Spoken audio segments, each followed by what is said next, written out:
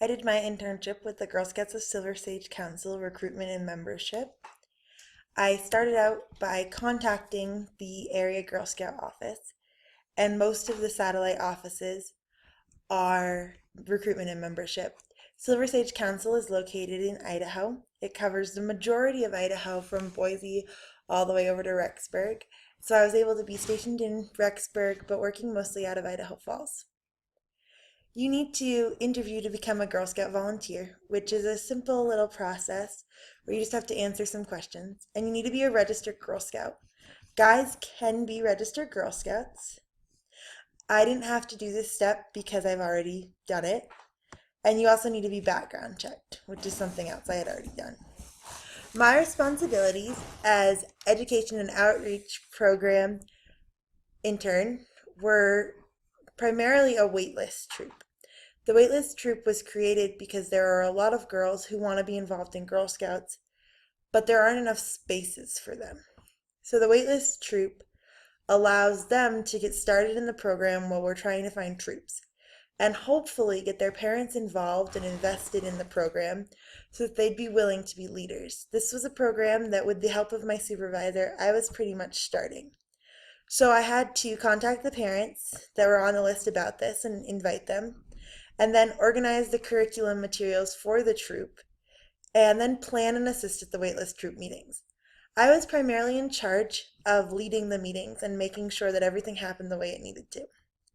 These girls were mostly Daisy and Brownie age. They were all Daisy and Brownie age. They were mostly Daisies. That's kindergarten through third grade. Kindergarten and first grade are our Daisies. Along with the waitlist troop, I also helped at an adult Girl Scout troop.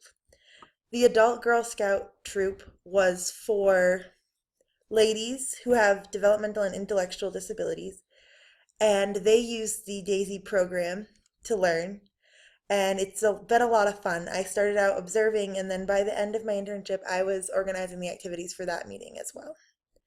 I also helped with other activities as needed. I did a lot of research to figure out what the programs looked like and how to best implement them.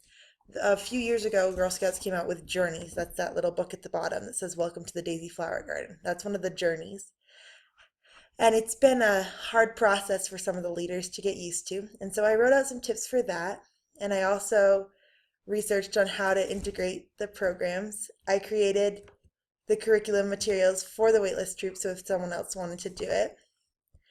And I also was able to help at some cookie things. I helped at some cookie booths for girls who are unable to usually participate, which was really fun. So I did whatever was really needed of me. My contributions to the site is that I created a framework for future waitlist troops.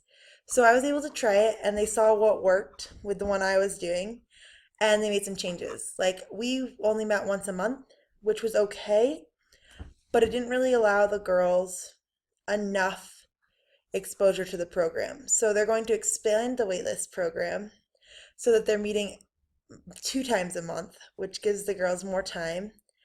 And that was really great. I also planned out all kinds of meetings so that the next time they do a waitlist troop, they'll know what to do. And I told the people how to do it in a booklet that I created. So that was fun. I provided assistance so that girls who usually couldn't participate were able to. This was first through the waitlist troop, and then also I helped out with some troop events. Cookie booths are a big thing in Girl Scouts, particularly out in Idaho. And the girls are trying to earn money so they can go to summer camp and participate in other activities. One of the troops I got to help with has some girls who usually wouldn't be able to participate because of their mental challenges or because of their family dynamics, because in order for the girls to be able to participate, they need enough adults there. And some girls don't have parents who can help due to their own disabilities or other family challenges. So I was able to help out with those girls so that they were able to participate. And I also was able to help with the waitlist troop because those girls don't get to participate. The documentation that I created about the waitlist program and the adult Girl Scout troop can be used to expand these programs. The adult Girl Scout troop was a pilot program this year, and they're hoping to be able to have it continue, but it's very rare. There's only about five of them in the whole country. So they've been trying to have documentation so they can prove that it's useful so that they can get funding and make it bigger. I also created the documentation from the waitlist troop so that that could also be expanded. This is how I assisted in starting these sustainable projects because both of these projects are going to be continuing on next year. Although the Adult Girl Scout troop wasn't something I started, I was part of the first wave of it, which was really exciting. The benefits to me were mostly in my communication skills. I get really nervous talking to people, and so it was great for me to be able to reach out to people. There was at one point that I helped at a recruitment event where I needed to be willing to pretty much stop people as they were walking by and talk to them about Girl Scouts, which was really scary but was really useful. This was a very much self-directed internship, and I had goals, but I could meet them however I wanted to, when I wanted to, as long as I was getting my hours done and getting them done on time. So I really had to plan, and I put it down there twice because the planning skills are just so important. They really helped me. I had to learn patience because I like to be in control. And there were a lot of things that happened that I couldn't control. When you're working with children and with people with developmental disabilities, things change, plans change. You have to be really flexible. And so I was able to learn patience, which helped me to deal with those. I also got a lot of leadership experience because I really was in charge. There was one really great experience where I was at a cookie delivery day where we were handing out things, and I technically wasn't in charge that day, but I had developed the skills to be able to take charge when no one else was, which helped us to move more smoothly, which was really exciting to me to be able to make that change and do that. The biggest connection that I had to my coursework was that communication skills are everything. And this works down to the fact that differences are important and that patience is key. My co-leader for the waitlist troop was a Universalist Unitarian minister, and she was amazing and great to work with. But our views are very, very different. And if I had let that stop me at the beginning, I wouldn't have been able to work as well with her as I did.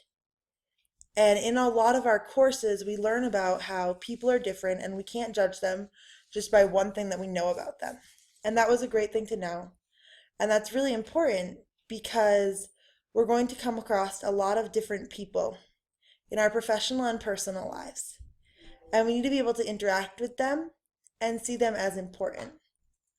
There were also a couple of times this semester where I received emails that I really wasn't sure how to deal with because they were challenging, but I was able to think about the different communication skills I had learned, particularly in my helping relationships class, so that I was able to use active listening skills when I talked to these people in person and reflecting feelings so that they could know that I was listening to them.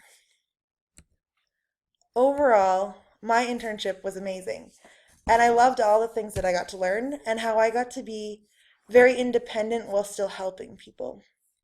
I don't know if they're going to continue this internship where they've already gotten things started, but if they do, it would be a great internship for someone. You can contact the area Girl Scout office or email the recruitment and membership chair.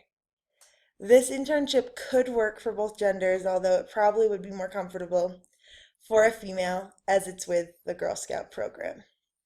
Overall, my internship really helped me to grow as a person, and it's wonderful to look back on the programs that I helped to start that I know will be able to help more girls in the future. And I'm really glad I had this opportunity.